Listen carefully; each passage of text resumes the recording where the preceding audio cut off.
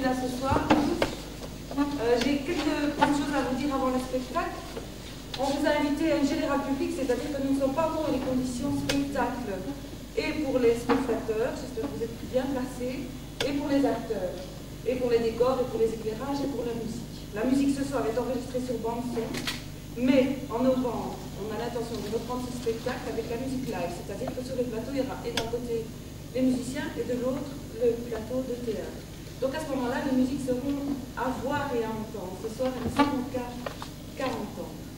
Une dernière petite chose, je me souviens, une des premières fois où j'ai joué pour les enfants à Dieppe, en Normandie, le directeur du centre culturel avait l'habitude de venir parler aux enfants avant le spectacle pour aller leur expliquer ce que c'est que le théâtre, ce que c'est que le métier d'acteur, de scénographe, de régisseur. Et puis il demandait aux enfants de signifier aux acteurs qu'ils étaient très disposés à participer au spectacle en applaudissant très très fort. Alors je vous demande de faire pareil, même si vous n'êtes pas des enfants, encore que j'espère que si. Merci.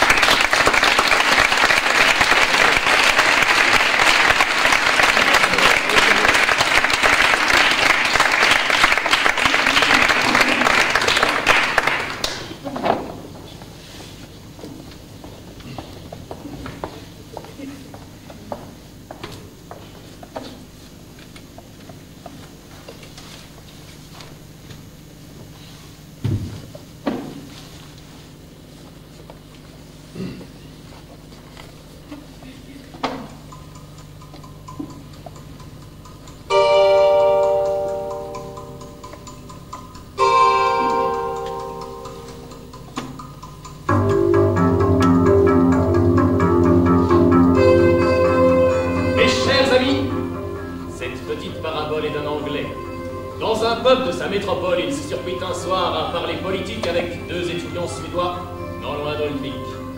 Et les brandy couleurs à plein bord. Mais il fut impossible de tomber d'accord.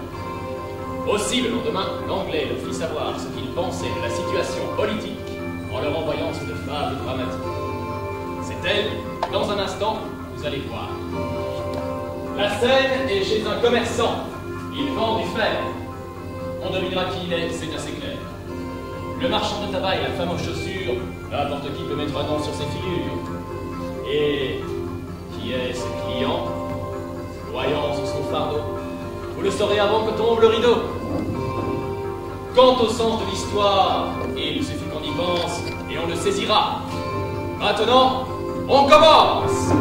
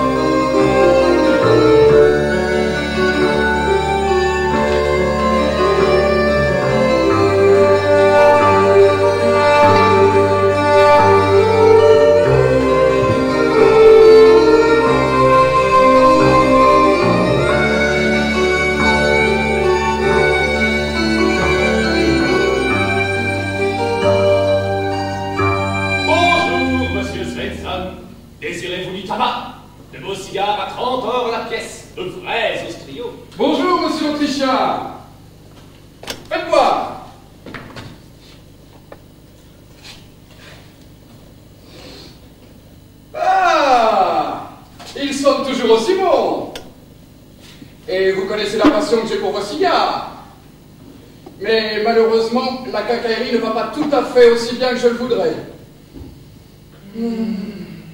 Il faut donc que je fume un petit peu moins. Non, je ne peux rien vous prendre aujourd'hui. Je n'ai pas les moyens. Mais m'en veuillez pas, monsieur l'Autrichien. Ce sera pour la prochaine fois. Peut-être. J'avoue que je suis un peu déçu, mais je comprends fort bien. Et vous avez fait bonne route, monsieur l'Autrichien. Pas très bonne, non, monsieur Svensson. Votre boutique est malheureusement un peu loin de tout. Comment ça, loin de tout, ma boutique? C'est la première fois qu'on me le dit. Oui, c'est aussi la première fois que j'ai cette impression. Nous habitons tous un peu loin les uns des autres. Mais, aujourd'hui, en venant chez vous, j'ai rencontré un homme qui m'a fait une impression tout à fait étrange. Tiens, vous a-t-il bousculé? Non, ce serait plutôt le contraire. Il m'a abordé comme une vieille connaissance, il m'a tout de suite appelé par mon prénom et m'a déclaré que nous étions parents. Première nouvelle, lui ai-je dit. Comment m'as-tu dit, tu ne le sais pas? Et il m'a regardé comme de la fausse monnaie. Puis il m'a expliqué, point par point, comment nous étions parents. Et plus il parlait, plus nous étions parents. Eh bien, ce n'est pas si grave. Non, mais il a dit qu'il allait bientôt me faire une visite.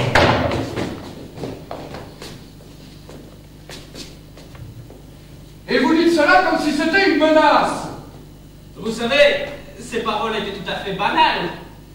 Il m'a dit qu'il avait peut-être un défaut, et que c'était d'avoir un sens de la famille terriblement développé. Quand il découvre qu'il est parent avec quelqu'un, à quelque degré que ce soit, il dit qu'il ne peut plus vivre sans lui. Mais ce ne sont pas des paroles déplaisantes. Non, mais il criait si fort en disant ça. Mais c'est ça qui vous a fait peur. Franchement, oui, très peur. Et vous tremblez, mon vieux, de tout moment. C'est parce que je pense à lui. Ce sont les nerfs. Vous devriez monter vivre ici, au bon air. Peut-être. Ah, la seule chose rassurante, c'est qu'il n'a pas l'air armé. Sinon, je serais vraiment inquiet. Enfin, chacun en ce monde a son paquet à porter. Personne ne s'en charge pour vous. Et non. Ce qui m'a fait aussi une drôle d'impression, c'est qu'avant de me laisser repartir, il m'a proposé que nous concluions un pacte. Nous nous engagerions à ne rien dire qui porte atteinte, moi, à sa réputation, et lui, à la mienne. Mais ça m'a l'air d'être une proposition tout à fait fair play. C'est la réciprocité absolue, non? Oui. Vous croyez?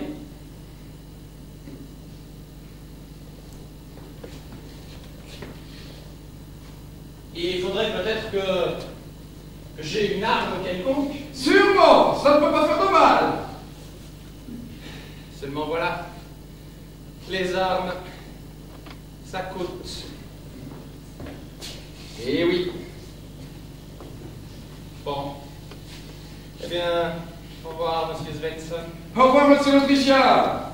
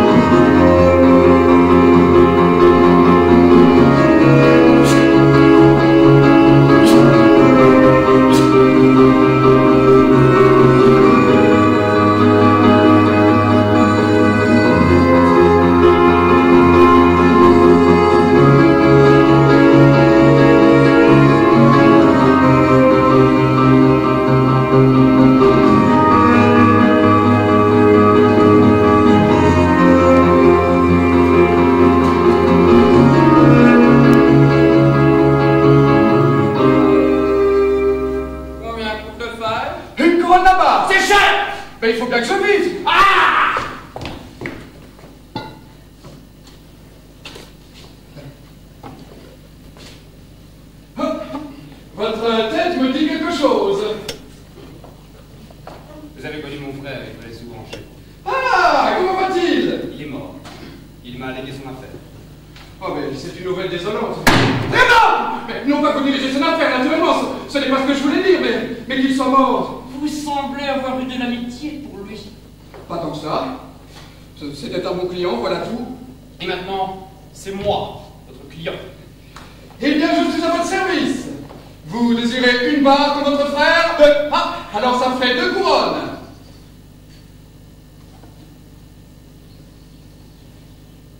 Ils sont un peu tachés. Ils ont des taches de café.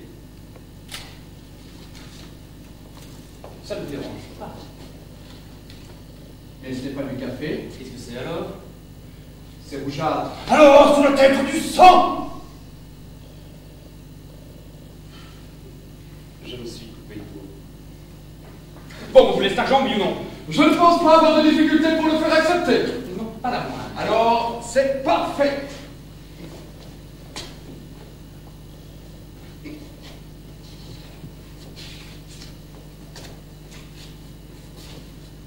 À propos, je pense à quelque chose. Tout à l'heure, un marchand de tabac s'est présenté ici, que je connais depuis très longtemps, et il s'est plaint d'avoir été arrêté en chemin et importuné par des étrangers. Avez-vous rencontré quelqu'un qui vous ait importuné? Non. Personne ne m'a importuné. Personne ne m'a même adressé la parole. Et cela m'a d'ailleurs passablement étonné. Cet ami à vous me paraît être un menteur de la pire espèce. Enfin, vous n'avez pas le droit de dire cela. Le monde est plein de menteurs, de bandits et d'assassins. Mais cet ami semblait sincèrement inquiet. Et je me suis même demandé si je ne ferais pas bien de lui céder une barre de fer pour qu'au besoin, il puisse se défendre. Je ne vous le conseillerais pas. Si vous armiez tout le monde gratuitement, le sang ne tarderait pas à couler dans la région. Je vous le dis, ce ne sont que bandits et assassins et menteurs. Croyez-moi, la meilleure chose que vous ayez à faire, c'est d'éviter absolument d'avoir l'air de vous mêler d'affaires litigieuses. C'est de vendre tranquillement votre terre. Je vous le dis.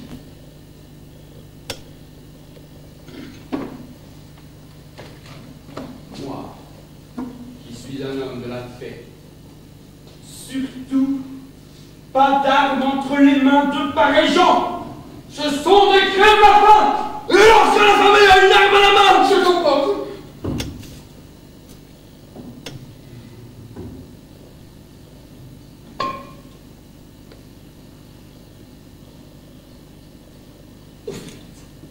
ne serions pas parents. Nous? Comment cela? Oh, une idée, par nos arrière-grands-pères ou quelque chose comme ça. Je crois que vous faites erreur. Bon, je m'en vais. Il est bon de le faire, j'en ai besoin. Seulement il est cher. Qu'est-ce que je ferais si j'en ai absolument besoin? Vous ne pensez pas qu'il va baisser? C'est peu probable. Vous disiez? Moi? Rien. C'est mon estomac qui proteste. J'ai mangé trop gras pendant longtemps. Maintenant, je jeûne. Ah bon? Eh bien, au revoir.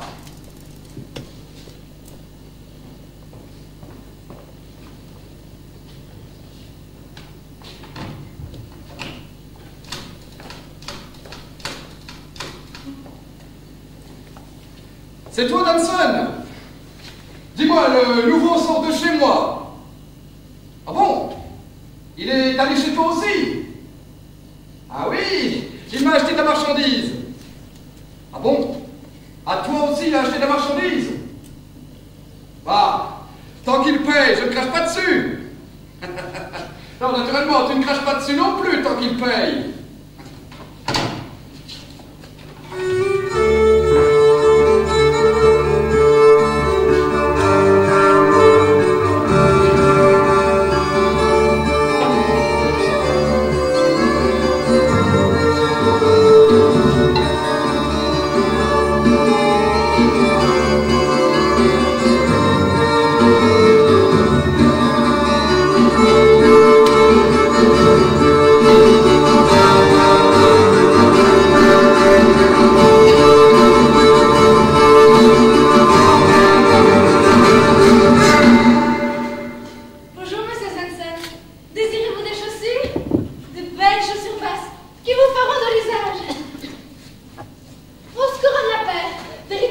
Check. Bonjour, Madame Check. Oh, vous savez que vos visites me font plaisir. Mais malheureusement, mes affaires ne vont pas tout à fait aussi bien qu'elles pourraient aller.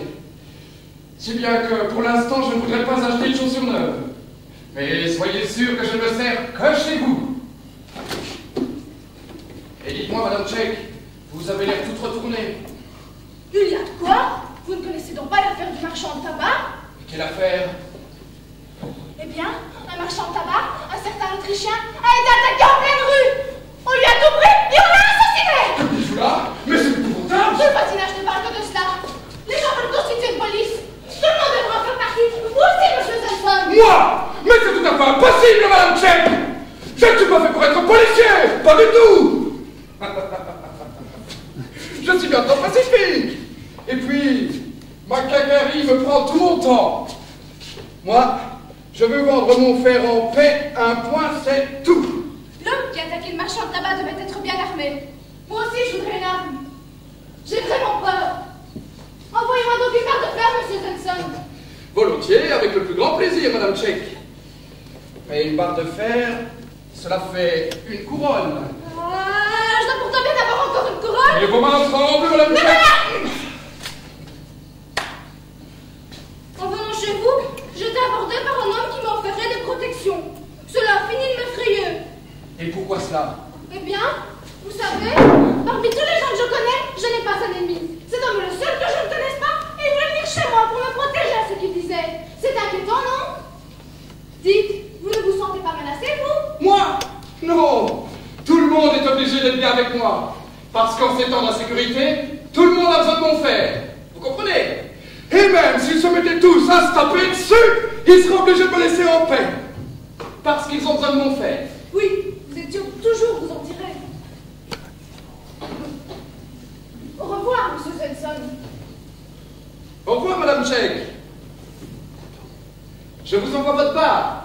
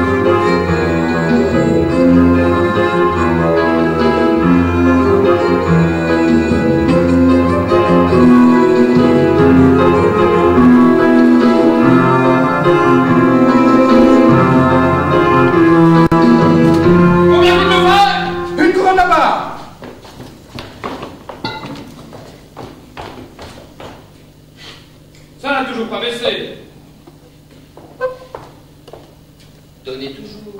Tu veux pas comme d'habitude? Non, 4. Alors ça fait 4 couronnes.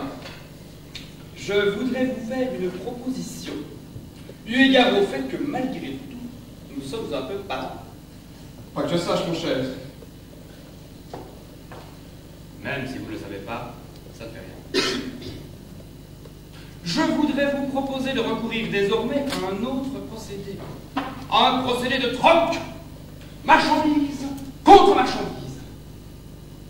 Je suis certain que vous fumez des cigares. Eh bien, voici des cigares. Je puis vous montrer un très bon marché, étant donné qu'ils ne m'ont rien coûté. Je les ai hérités d'un parent à moi, et je ne fume pas. Vous ne fumez pas, vous ne mangez pas. Vous ne fumez pas et ce sont des ostriaux. Il coûte 10 € la pièce. Cela fait 5 couronnes la boîte de 50. Mais je peux vous la laisser à vous, entre cousins, pour 4 couronnes. C'est-à-dire pour le prix du fer. D'accord? Je connaissais bien le marchand de tabac. Comment est-il mort? Oh, très paisiblement, mon cher. Très paisiblement. Dans la paix et la tranquillité. C'était un homme de paix. Il m'a soudain fait appeler. Et celui qui est au-dessus de nous tous l'a rappelé à lui. C'est allé très vite. Il n'a eu que le temps de dire encore mon frère, ne laisse pas sécher le tabac. Et il a rendu l'âme.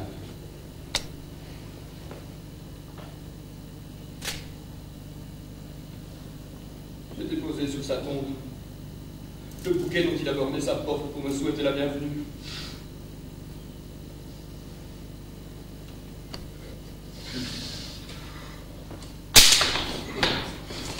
Oui, eh bien, voilà délivré d'un monde bien laid, d'un monde d'agression, d'un monde où les trucs ne sont pas sûrs, d'un monde où chacun se méfie de tous. Moi-même, ces derniers temps, je porte toujours une arme. Vous cherchez naturellement.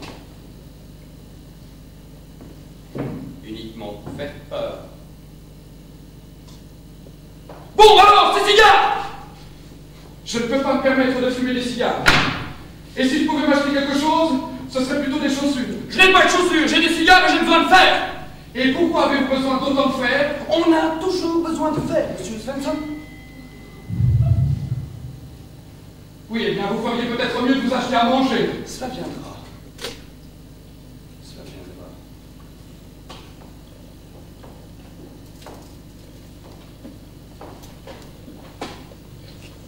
Il faut que je m'en aille.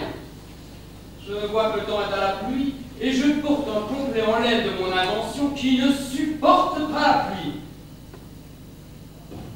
Peut-être pourrais-je vous offrir en échange de votre fer une balle de cet excellent textile. Bon, eh bien, j'accepte vos ostriaux. Mon commerce ne marche pas aussi bien que je le voudrais et...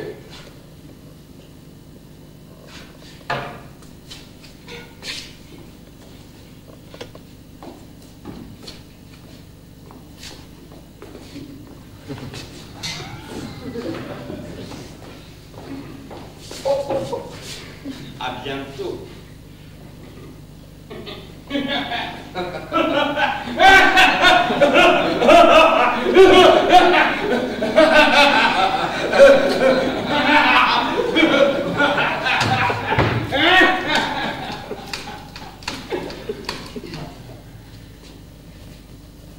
C'est toi, Hanson. Que dis-tu des derniers événements? Oui, c'est ce que je dis aussi, je ne dis rien. Toi non plus, tu te fais pas remarquer. Non, moi non plus, je ne me fais pas remarquer. Ah bon? Tu continues à lui vendre de la marchandise? Oui, moi aussi, je continue à lui vendre de la marchandise. Ah bon? Tu n'es pas inquiet non plus? Non, je ne suis pas inquiet non plus.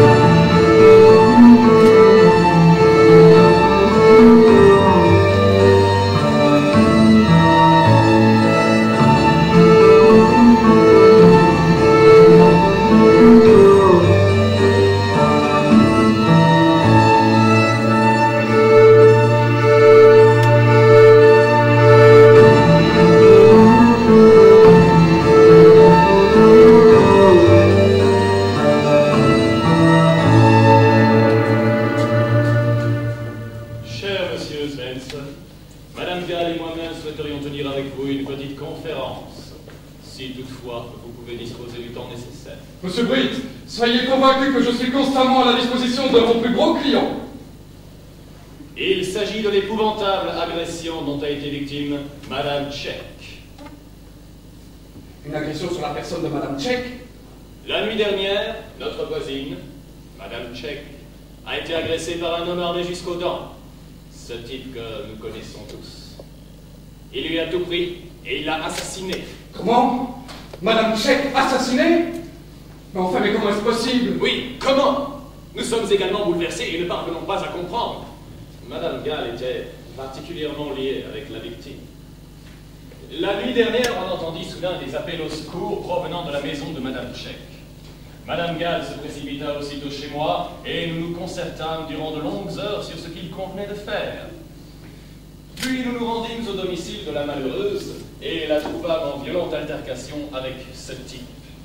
Il exigeait d'elle je ne sais quoi qu'il disait appartenir à l'un de ses parents à lui. Nous la convainquîmes d'accéder à sa requête, pourvu qu'il promît de la laisser désormais en paix. Elle en tomba d'accord, et pour sa part, il promit. Mais il semble qu'il soit revenu plus tard dans la soirée, et qu'il ait tout simplement assassiné la malheureuse. Naturellement, nous ne serions jamais partis si nous n'avions pas eu confiance en sa promesse. Il s'agit maintenant de réunir l'ensemble des voisins en une association qui veillera à ce que de pareils événements ne se reproduisent pas. C'est pourquoi nous sommes venus vous demander si vous êtes disposé à entrer dans une semblable association pour le maintien de l'ordre et à faire figurer votre nom sur la liste des ordonnateurs. Oui, mais je suis une petite incaillerie, voyons. Je ne saurais me mêler à l'affrontement des grandes entreprises.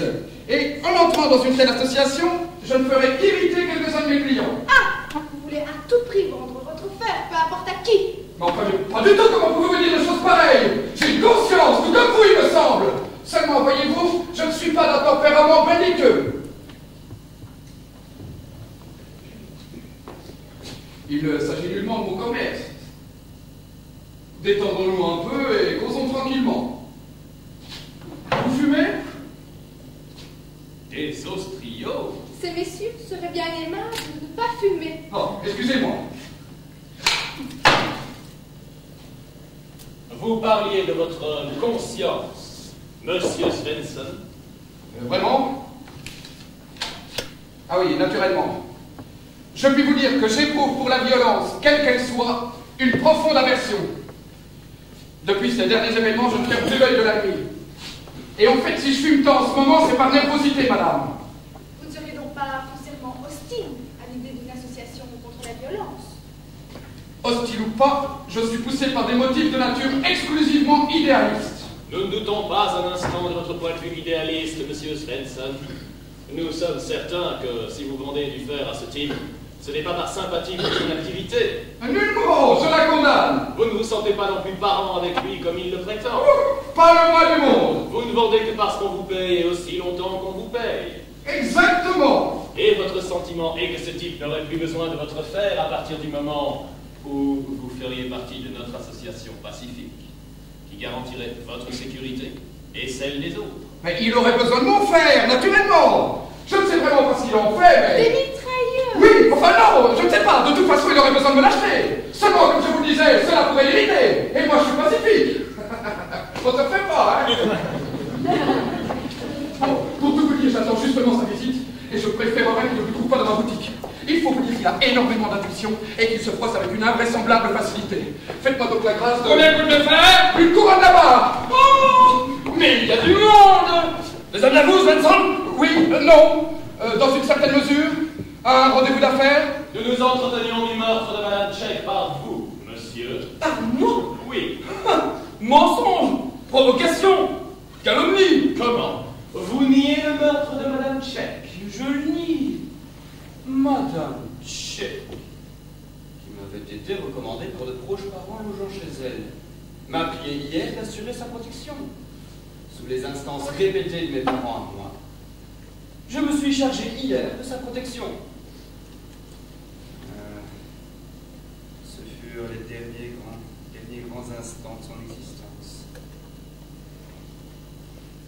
Peu après, expirait paisiblement entre mes bras de vieillesse. Voilà la vérité. Et de cet événement, vous faites, vous et d'autres, un assassinat. Mais alors que c'est vous qui m'avez confié Madame Tchèque, vous l'avez abandonnée comme vous abandonnez tous vos amis. Cela devrait vous faire réfléchir, Monsieur Svensson. Donc, vous n'avez fait que prendre soin de Madame Tchèque. Mais pourquoi lui aurais-je fait du mal? Et vous niez vraiment que vous menaciez tous ceux qui demeurent à votre portée? Mais je le nie. Et comment? J'étais venu acheter 8 barres de fer, monsieur Svensson. Mais je constate qu'il règne ici une atmosphère qui m'est hostile. Je comprends fort bien que vous ne voudriez pas vendre du fer à quelqu'un dont vous vous sentiriez menacé. Par conséquent, je vous pose la question. Et pesez bien votre réponse. Vous sentez-vous menacé par moi? Mais pourquoi me demandez-vous cela? Combien vouliez-vous de part? Ah, oui! Si je me sens menacé par vous, je ne pense pas qu'on puisse penser à toi. Vous tenez vraiment à ce que je réponde? Oui! Eh bien, je vous réponds, non! Je ne me sens pas menacé par vous!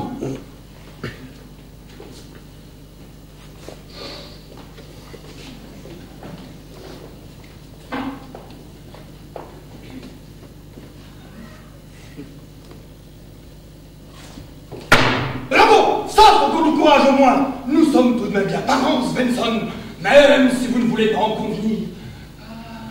Il y a tant de choses dont on ne veut pas convenir. Au fait, puisque nous aimons tous deux si fort la paix, ne pourrions-nous pas conclure un petit pacte au terme duquel vous pourriez utiliser balles de fer, etc., contre tout le monde sauf moi? Et moi, contre tout le monde sauf vous! Mais je les tiendrai garde, mon plus gros client! Mais tu ne me faut davantage de fer, Svensson! On leur dit contre moi de noirs desseins. On veut m'attaquer. On veut m'attaquer! Tous veulent m'attaquer! Parce qu'ils ne supportent pas le spectacle de ma prospérité. Et on m'accuse d'avoir zigouillé cette femme. Mensonge! Mensonge! Mensonge! Et savez-vous ce que j'ai trouvé chez elle ensuite? Une barre de fer. Elle m'attendait au tournant. Vous faites bien de vous tenir en dehors de ces querelles répugnantes, Svensson. Vous n'êtes qu'un cahier. Vous n'êtes pas politicien. Vous vendez votre fer à qui vous le paye. Et moi, je vous l'achète à vous, parce que vous me plaisez, Svensson. Parce que je vois que vous vivez de votre commerce. Parce que vous n'êtes pas contre moi. Parce que vous ne vous laissez pas monter la tête par mes ennemis. Voilà pourquoi je vous achète votre frère, Svensson. Quelle autre raison vous l'achèterais-je? Il ne faut pas vous faire de moi un ennemi, Svensson.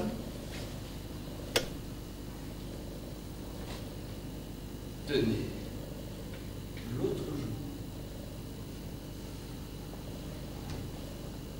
vous désirez des chaussures.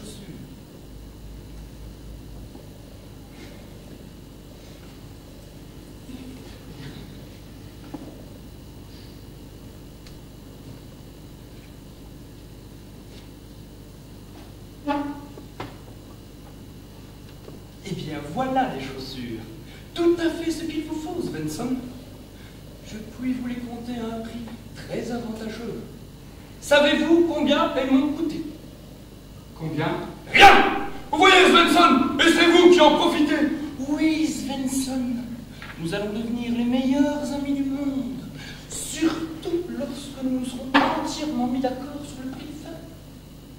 Mais cela viendra. Cela viendra.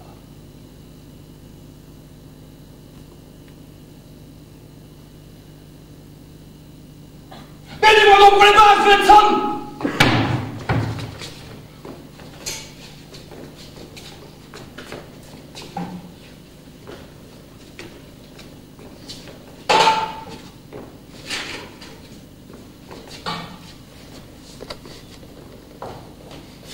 À bientôt.